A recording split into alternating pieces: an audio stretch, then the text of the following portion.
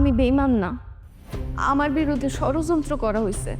তুমি এই সংসারে এসে 1 বছর হয় নাই, আর এখন এই সম্পত্তির ভাগের কথা বলতেছ। কদিন পর তো আমাকে 2 ভাইয়ের ভাতের হাড়ি ভাগ করার চেষ্টা করো। তুমি যেহেতু সম্পত্তি ভাগাভাগি করতে চাইতেছো না, তাহলে সম্পত্তি ভাগাভাগি করার কোনো দরকার নেই। আপনার ভাই এখন সম্পত্তি ভাগাভাগি করতে চায় না, কিন্তু আব্বার কোথায় কতটুক জমি আছে, সে কতটুক জমি পাইবো, সেসব ব্যাপারে আমার একটু জানা রাখতে কইছে। তোমার বউ 2 দিনও হয় না এই বাড়িতে আসছে, তোমার বড় ভাইয়ের লগে মুখে মুখে তর্ক করতেছে, তুমি কিছু কও না কি লিগা? ওই আমার মতে এরকম চরিত্রহীন বেঈমান বউর সাথে সংসার না করাই ভালো। ওর জায়গায় যদি আমি থাকতাম, এখন ঘাড় ধাক্কা ধরে বের করি।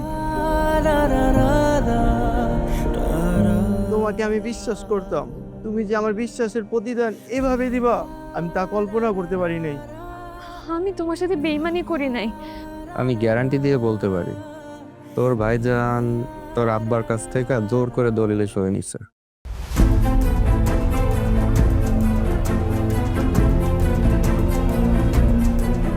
তোমার বড় ভাই বাপের কাছ থেকে ফুসলা ফাসলা সব জমি লিখে নিছে, এমন কাজ তোমার বড় ভাই করতে পারে তোমার সাথে? তুমি একবার চিন্তা করে দেখো। তুই রাত বড় সাহস, তুই নাসিরের গায়ে হাত দিছস? এই বাড়ি এখন থেকে আমার বাড়ি থেকে তোরে আমি বাড়ি করে দেবো। যা, এক কোন এই বাড়ি থেকে বেরিয়ে যা। আমার বাপের বাড়ি থেকে তুমি আমাকে বাড়ি করে দিবা?